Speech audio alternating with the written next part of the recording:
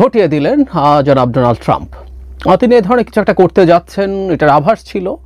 কিন্তু গতকাল তিনি যখন শেষ পর্যন্ত সারা পৃথিবী ব্যাপী ট্যারিফ ঘোষণা করলেন, তখন সেটা আক্ষরিক অর্থে সারা পৃথিবীর আলোচনার বিষয় হয়ে দাঁড়িয়েছে। নানা দিকের বিশ্লেষণ চলছে, বৈশ্বিক ব্যবস্থা, বৈশ্বিক বাণিজ্য ব্যবস্থা কোন দিকে যাচ্ছে, আমরা আবার পিছিয়ে 100 বছর পেছনে চলে গেলাম কিনা, যখন সংরক্ষণবাদ ছিল, নানান আলোচনা। ইনফ্যাক্ট আমি গ্লোবাল ইম্প্যাক্ট নিয়ে আমার টেক দেব। আমার হঠাৎই মনে পড়লো, আমার নিজের আরেকটা চ্যানেল আছে, আপনারা কেউ কেউ হয়তো দেখেছেন, জিওপলিটিক্স। জুলাইয়ের পর থেকে ওখানে কোনো কন্টেন্ট আপলোড করা হয়নি। আমি আশা করি সেটার জন্য এই ট্যারিফ দিয়েই শুরু করব। কিন্তু আমি আজ এই মুহূর্তে কথা বলছি, বাংলাদেশও যেহেতু এই ট্যারিফের মধ্যে আছে, কি হতে যাচ্ছে বাংলাদেশের অবস্থা, এবং বিশেষ করে আমেরিকার ট্যারিফ বাংলাদেশে কতটা বিপদ তৈরি করতে পারে। আমরা সবচেয়ে বেশি ভয় পাই, কারণ হলো বাংলাদেশ আমেরিকার সাথে বাংলাদেশের পক্ষে ট্রেড ডেফিসিট আছে। যেমন ভারত এবং চায়নার ক্ষেত্রে নেগেটিভ ট্রেড আমাদের সাথে আছে, মানে আমরা প্রচুর আমদানি করি, তুলনায় রপ্তানি করি অনেক কম। কিন্তু আমেরিকার ক্ষেত্রে যেটা হয়, আমেরিকা প্রচুর বাংলাদেশ থেকে আমদানি করে, কিন্তু রপ্তানি করতে পারে খুব কম। রপ্তানির পরিমাণ $2.2 বিলিয়ন মতো, মানে আমরা আমেরিকা থেকে কিনি, আর আমরা আমেরিকায় রপ্তানি করি $8.5 বিলিয়ন মতো। আমরা এতদিন ট্যাক্স দিতাম 15.5 বা 15.6 to be precise percentage tax দিয়েই আমাদের পণ্য আমেরিকাতে গেছে। আমাদের নিশ্চয়ই মনে আছে, আমাদের কিছু কিছু পণ্যে জিএসপি ছিল, সেটা রানা প্লাজার পর জিএসপি বাতিল হয়। আমাদের গার্মেন্টে কিন্তু কোনোদিন জিএসপি ছিল না। গার্মেন্ট সবসময় ট্যাক্স দিয়ে এই বাজারটা তৈরি করেছে। তো এখন নতুন করে শুল্ক বসিয়েছে। থিওরি আপনারা জানেন যে ট্রেড ডেফিসিট যা আছে সেটা তার রপ্তানিকে দিয়ে সে শতাংশে কনভার্ট করে। এবং ট্রাম্প ইন্টারেস্টিং একটা কথা বলেছেন তার বক্তৃতায়, আপনারা অনেকে হয়তো খেয়াল করেছেন, উনি পুরোটা করতে পারতেন, সো কাইন্ড যে গ্রসলি যা করার কথা তার অর্ধেক করেছেন। মানে আমাদের 74% হয়, সো উনি আসলে আমাদেরকে 37% ইম্পোজ করে আমাদেরকে দয়া করেছেন, প্রায় সব দেশকে দয়া করেছেন। তিনি 10% বেজ লাইন ট্যারিফ সারা পৃথিবীর যে কোনো দেশের জন্য রেখেছেন। কারো কারো অনেক চাপিয়েছেন, চাপানোর ফলে 50, যেমন আমাদের এখন কত হলো 37-এর সাথে যদি আগের 15.6 যোগ করি, এটা 50% ক্রস করে গেছে, 52.5 or 6% চলে গেছে। ভিয়েতনামের ওপরে 46% ট্যারিফ, কারণ আমেরিকার সাথে ভিয়েতনামের ট্রেড ডেফিসিট অনেক বেশি, ভিয়েতনাম অনেক বেশি এক্সপোর্ট করে। আমরা জানি মিড টু হাই এন্ড যে গার্মেন্ট প্রোডাক্টস আছে, অ্যাক্সেসরিজ আছে, এগুলো একটা বড় বাজার এখন ভিয়েতনামের হাতে।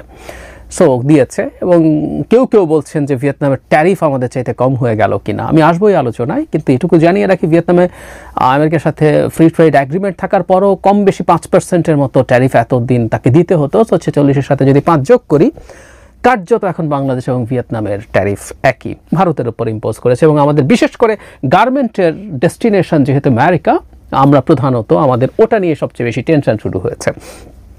এখন কী ঘটতে যাচ্ছে, কতটা পার্সেন্টেজ আমাদের রপ্তানির ক্ষেত্রে সমস্যা হতে পারে। ইনফ্যাক্ট রপ্তানি নিয়ে এক অদ্ভুত সমস্যা, আমরা সঠিক ডেটা ঠিকঠাক মতো পাই না। এটা 50 বিলিয়ন, 55 বিলিয়ন, আবার কেউ বলছে বেশি দেখানো হচ্ছে 40 বিলিয়ন, অনেক কিছু। আমরা গ্রস একটা হিসাব করি, যদি $50 বিলিয়ন মতো হয় আমাদের, বা 50-55 বিলিয়ন ডলার যদি হয়, তাহলে আমরা টোটাল আমাদের বৈদেশিক মুদ্রা আয়ের আরেকটা বড় ক্ষেত্র আছে। আমি একসময় প্রচুর এগুলো নিয়ে কথা বলেছি। প্রচুর হচ্ছে আমাদের ফরেন ডিরেক্ট ইনভেস্টমেন্ট থেকে আমরা টাকা পাই, লোন থেকে টাকা পাই, আর যেটা পাই সেটা হচ্ছে রেমিট্যান্স। আমরা রেমিট্যান্স যদি সাথে যোগ করি, এবার অন অ্যান অ্যাভারেজ 2.5 বিলিয়নও এসছে বিভিন্ন মাসে, আর রমজানে তো $3 বিলিয়ন হলো, 2 বিলিয়ন ধরলেও এটা $24-25 বিলিয়ন। সো 50-55 সাথে যোগ করলে আমরা দেখব $75-80 বিলিয়ন মতো। এর 10%-এর ওপরে এক ধরনের প্রশ্ন তৈরি হয়েছে। কিন্তু আমি এখনই বলে রাখি, আমাদের মূল ঝুঁকি কিন্তু আসলে আমেরিকার রপ্তানি না, মূল ঝুঁকি ভিন্ন জায়গায়।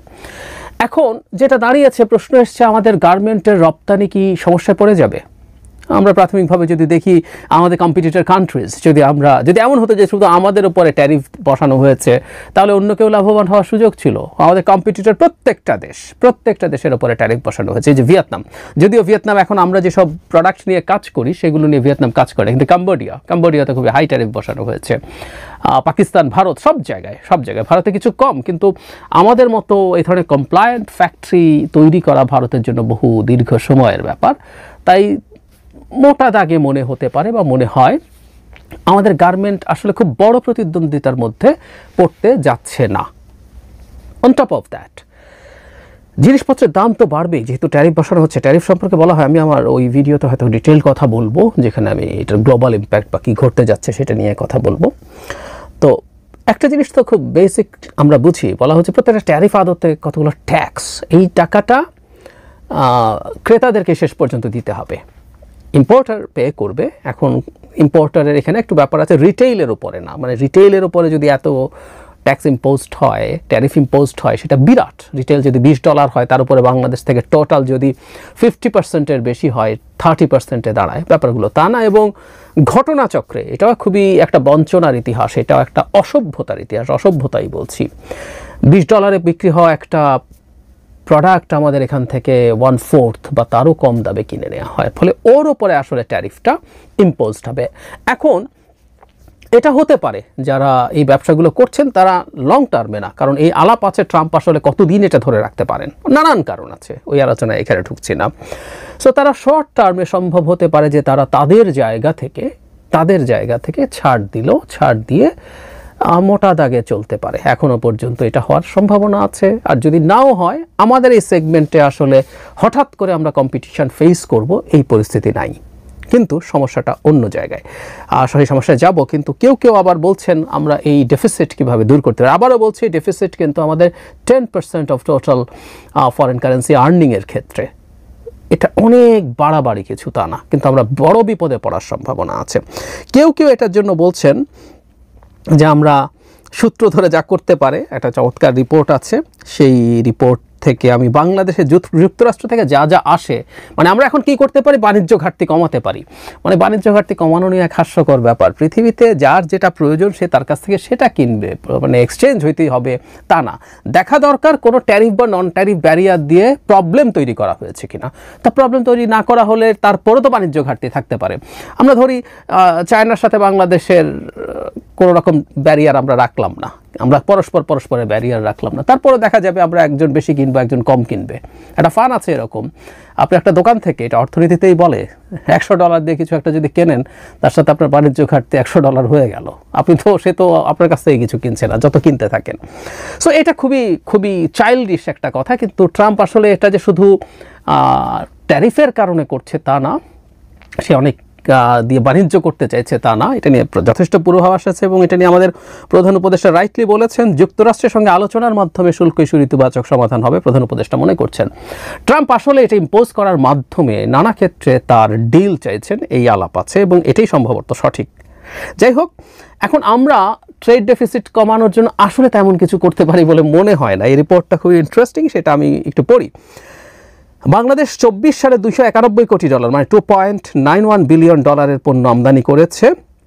শুল্কমুক্তান রপ্তানিমুখী শিল্পের কাঁচামাল রয়েছে $29 কোটি। অভ্যন্তরীণ ব্যবহারের পণ্য রয়েছে 262। আচ্ছা, কি আমরা যদি একটু দেখি, $262 কোটি পণ্যের মধ্যে $133 কোটি পণ্য আমদানিতে কোনো শুল্ক কর দিতে হয়নি। দেখা যায় পুরনো লোহার টুকরো বা স্ক্র্যাপ সবচেয়ে বেশি আমদানি করা হয়েছে, 27% টোটাল আমদানি হওয়া মূল্যর মধ্যে। গড়ে 4% শুল্ক দেওয়া হয়েছে এখানে। দ্বিতীয় সর্বোচ্চ পণ্য হলো এলপিজি, $33 কোটি, শুল্ক হার গড়ে 5%।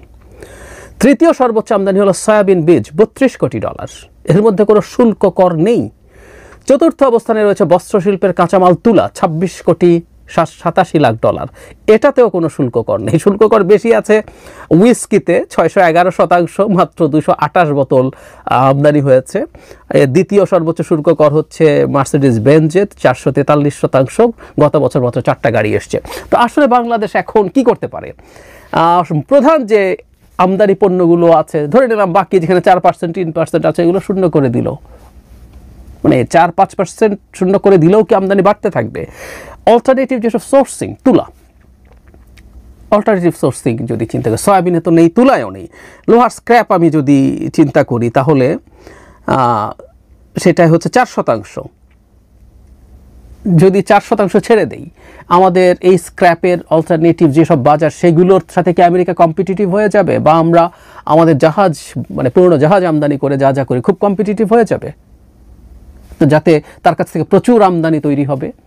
শূন্য শুল্কের পর তুলা যতটুকু এনেছি, তুলা আমরা এখনো প্রচুর ভারত থেকে, চায়না থেকে, আফ্রিকার বেশ কিছু দেশ থেকে আনি। তো জিরো ট্যারিফের পরও তো ওইসব দেশ থেকে আনি, তার মানে ওইসব দেশ থেকে আনলে আমাদের সুবিধা আছে।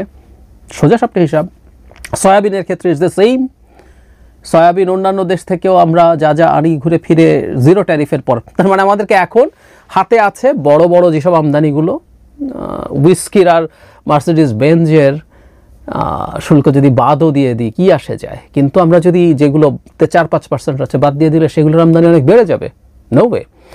তাহলে বাংলাদেশকে এখন আমদানি বাড়ানোর জন্য কি করতে হবে? সরকারকে বলতে হবে ইম্পোর্টারদেরকে প্রণোদনা টোনা দিয়ে হলেও যে তুমি আমদানি বাড়াও। ব্যাপারটা এখন এই রকম দাঁড়ায়। এটা ফিজিবল? আমি মনে করি না। সুতরাং আমদানি বাড়ানোর মাধ্যমে এই বাণিজ্য ঘাটতি কমিয়ে এনে আমাদের ওই ট্যারিফ কমানোর চেষ্টা আদৌ কোনো কার্যকর কিছু না, এটা কোনো ভবিষ্যৎ বা আশাই আমি দেখি না। আমার কাছে যেটা মনে হয়, রাদার আমরা ওই সব বাচ্চার দিয়ে একটু বসে থেকে দেখা 1-2 মাস যাক, আসলে আমাদের রপ্তানির উপরে কী প্রভাব পড়ে। কারণ আসলে সারা পৃথিবীতে এখন এই আলোচনা যে এটা তো ভূমিকম্প ঘটেছে রিক্টার স্কেলে খুবই হাই মাত্রায়, কিন্তু এটার আফটার এফেক্ট কী দাঁড়াবে, নানান স্পেকুলেশন চলছে, ওটা দেখার আছে। কিন্তু আমাদের আসলে বড় বিপদ যেই জায়গায় হতে পারে, আমি আসলে সেই জায়গাটা নিয়ে কথা বলতে চাই। এটা আসলেই বড় বিপদ।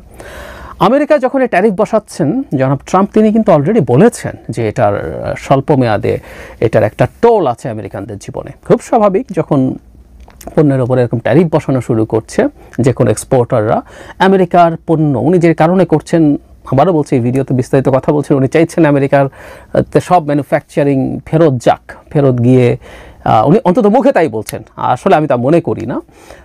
তো সব ফেরত যাবে, ফেরত গেলে ওখানে ম্যানুফ্যাকচারিং হাবে পরিণত হবে আবার নতুন করে।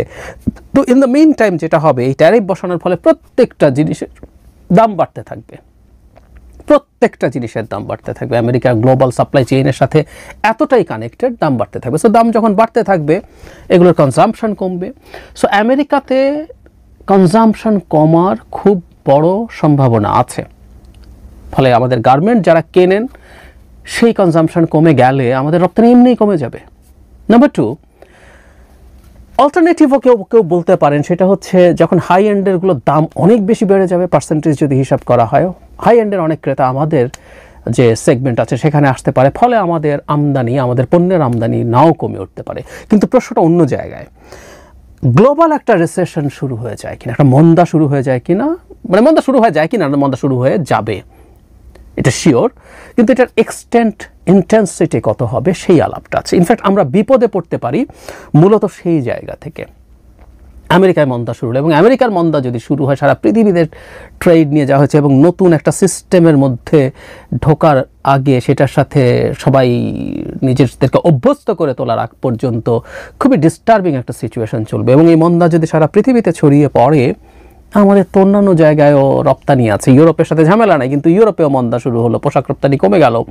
নট অনলি দ্যাট, আমাদের খুব বড় একটা থোক টাকা, মানে আমরা এই যে রপ্তানির কথা বলি, $1 বিলিয়ন গার্মেন্ট রপ্তানি হয়েছে বা অন্য, ইনফ্যাক্ট এর মধ্যে তো আমরা আমদানিরও একটা বড় অংশ করে ফেলি, ফলে আমাদের ভ্যালু অ্যাডিশন অনেক না, কিন্তু আমাদের এই যে রেমিট্যান্সের ক্ষেত্রে প্রায় পুরো টাকাটাই আমরা আসলে পেয়ে যাই। সো মূলত মিডল ইস্ট, এমনকি আমেরিকাতেও আছে, ইউরোপের বিভিন্ন দেশে আমাদের মানুষজন টাকা পাঠান। মন্দা হলে তাদের আর্নিং কমে যাবে, আর্নিং যদি কমে যায় তাদের পক্ষে টাকা পাঠানোও কমে যাবে। সো এই প্রভাব ক্রমাগত বাংলাদেশে পড়বে। এবং আমরা এই মুহূর্তে আরেকটা বড় বিপদের জায়গা, আমরা অনেকে জিনিসপত্রের দাম কম দেখে খুবই খুশি হচ্ছি। আমার একটা ব্যক্তিগত ইন্টারপ্রিটেশন আছে, বিস্তারিত কথা আমি পরে বলবো, যে আমাদের অর্থনীতিতে অভ্যন্তরীণ ভোগ কমে যাচ্ছে, চাহিদা কমে যাচ্ছে। এই কারণে ঠিক আছে, ম্যানেজমেন্টের প্রশ্ন আছে, কিন্তু ভোগ কমে যাওয়া একটা কারণ, যে কারণে আমাদের পণ্যের দাম কমছে, এটা ভালো কথা না। এবং এই ধরনের একটা সিচুয়েশনে তাহলে আমরা এই বিপদটায় কখন পড়তে যাচ্ছি, যখন শেখ হাসিনার লুটপাটের পর অর্থনীতিতে কিছু পদক্ষেপ নেওয়ার মাধ্যমে আমরা ধীরে ধীরে স্টেবল হতে শুরু করেছি। তখন আমাদের ফরেন কারেন্সি এখন অনেক বড় স্কেলে মানে আসা উচিত, কিন্তু এটাই ধাক্কা খেতে যাচ্ছে। এটা এক্সপোর্ট থেকে হোক, এবং আবারও বলছি, মন্দা হলে যে কোনো বিচারে যে কোনো দিক থেকে কম আসতে থাকবে। আমাদের ফরেন ডিরেক্ট ইনভেস্টমেন্ট অলমোস্ট নাই এখন, খুবই কম, খুবই সামান্য। এক তো আমাদের কারেন্সি স্টেবল না, আমাদের পাওয়ারের সাপ্লাই ভালো না, অ্যাবভ অল একটা অস্থায়ী সরকার, যে সরকারটা অনেক বেশি দিন নাই, সেসব ফ্যাক্টরের জন্য এমনিই আসছে না, তার উপরে যদি গ্লোবালি একটা রিসেশনের মতো পরিস্থিতি তৈরি হয় সেটাও আসবে না। ফলে আমাদের বৈদেশিক মুদ্রা উপার্জন কমে যাবে, এবং সেগুলো কমা মানেই হচ্ছে আমাদের অভ্যন্তরীণ ভোগ আরও কমে যাওয়া, আমাদের অর্থনীতি আরও নিচের দিকে চলে যেতে পারে। এগুলো প্রত্যেকটা বড় বিপদ সম্ভবত এই ট্যারিফের জন্য আমাদের উপরে প্রভাব পড়বে। সুতরাং আমরা শুধুমাত্র আমাদের রপ্তানি নিয়ে যাতে মাথা না ঘামাই, আমাদের আসলে বিপদ এই রপ্তানি চেয়ে অন্যান্য দিক থেকেই বেশি আসবে। আর খুব লম্বা সময় ট্রাম্প এটা চালিয়ে যেতে পারবেন কিনা জানি না, কারণ তার দেশের মধ্যেই এটা নিয়ে সিরিয়াস ডিসকন্টেন্ট তৈরি হওয়ার প্রবাবিলিটি আছে। এখন পর্যন্ত তার ভোটাররা খুশি আছেন, তাদের ইন্টেলেকচুয়ালস, ইকোনমিস্ট সবাই এটার বিরুদ্ধে দীর্ঘদিন থেকে কথা বলছেন, কিন্তু ভোটাররা তার ভোটাররা, নট অল দ্য ভোটার্স, তার ভোটাররা খুশি আছেন। সো তিনি এটা কিছুদিন আসলে কন্টিনিউ করবেন, এবং এই সময়ের মধ্যে এই ডিসরাপশন